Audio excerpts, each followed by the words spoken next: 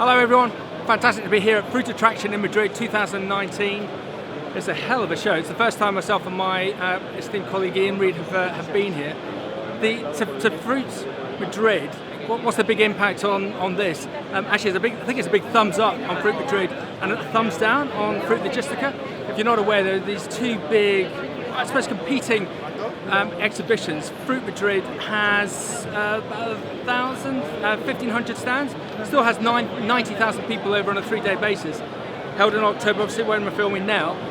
Fruit Logistica held in Berlin in middle of February. That's got 3,500 stands and 95,000 people in Berlin, a bit cold in February. But who is good, who's bad? As I said earlier, I think today, and I know we're in the euphoria of it, but Fruit Attraction seems to be a bit more positive. Seems more, if it's the right expression to use, more family orientated. Why do I say family orientated? It's just got a nicer feel about it.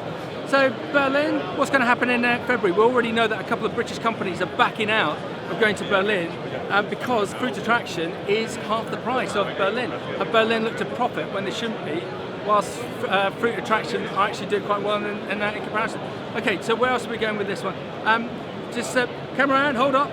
So what changes have we seen here in the conversations that we've had? We've seen quite a lot of dynamics happening within the technical front.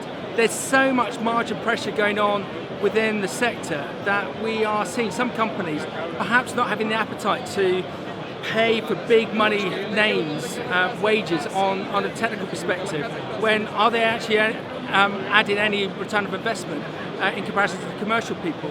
So there's quite an interesting change now, that why should companies have to pay for large-scale technical people when there's actually other solutions?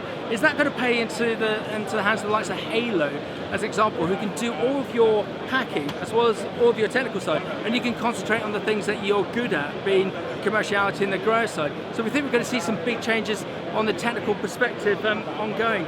Supply changes. Oh, that's an interesting one. We've had a couple of inquiries coming through from suppliers who have got dedicated relationships with particular retailers. So if you look at the likes of Tesco's and the successful relationships they've set up with AMT Fresh within the UK, the AMC group, where they're having more and more product coming through them to then serve Tesco.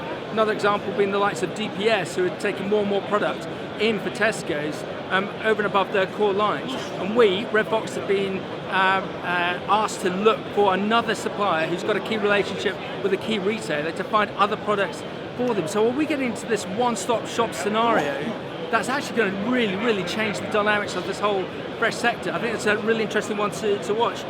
And then big changes happening within the sector. Everyone's talking about it, but no one's talking about it. Greenyard are here. They're apparently not going to be in Berlin in February. It's going to be really interesting what happens with the UK side. We've seen a lot of people leave that business. Is the business falling by the way? I've said to a number of people, it feels like the Greenery of old. That Greenery were very big in the UK, and then they sort of lost their footing. Had an attempt at bringing senior level people in. That didn't work. It's Greenyard. They've lost a number of retail accounts, lost a number of people. Apparently they're about to make a senior level appointment at an MD level with the peculiarity that they've had two recruitment companies working on it with no great success. So what's that indicative of? So they're going to bring someone in who is from fresh produce or not, and are they going to be able to make a success of it? Or is it going to be a bit of a kiss of death? We're just going to have to wait and see. So whilst we've been here, we've obviously been vlogging away. We've got some really nice vlogs coming up with the likes of Nigel Trude, really interesting one, likes of CNC Seeds, and also the likes of Blue Skies and Mark Crawford. We'd love you to have a look at some of the jobs that we got on the go. We've got some really interesting MD role still live. We've got some really interesting technical roles. We've got some really interesting operational roles. So before we fly away, have a look at our website. Many thanks.